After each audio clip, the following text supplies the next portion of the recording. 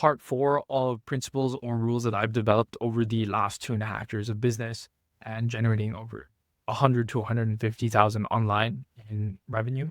So rule number 4 is there is a solution to everything, bar death, right? Death is one of those things. I'm not even going to try to solve it. Brian Johnson can go do his own thing and solve everything. But there is a solution to everything. Doesn't matter. It is a solution.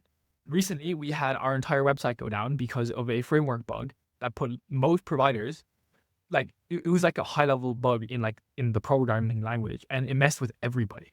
And we still found a solution. So I'm just going to say there's a solution. It did take us 3 days and probably 20 hours work, but we found a solution. That's the big thing. Second part to this, if you cannot find a solution, you're basically dumb. If you cannot find a solution, you're just dumb. You have to think outside the box. There's a solution to everything. Rule 2 is break rules. So if you cannot find a solution to something, everything death, you have to break the rule because there is always a solution. But the caveat to this, even though there is always a solution, the caveat is, although there's always a solution, sometimes it's not always ethical, right? Most bugs, this decision must be made with more than 60 to 70% hit rate with as much context as possible.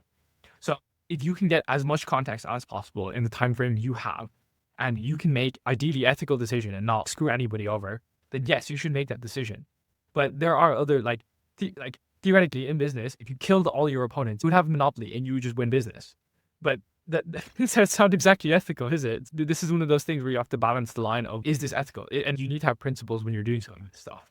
I haven't done anything that's broken the law, and I try and always follow the law, and I pay my taxes. So one of those things, just stay ethical and find a solution. And theoretically, if I'm going back to solution number 2 here, if I cannot find an ethical solution to something, then I'm a dumbass. So ways of playing. But the internal mindset is there, you can solve nearly any problem that comes across your path.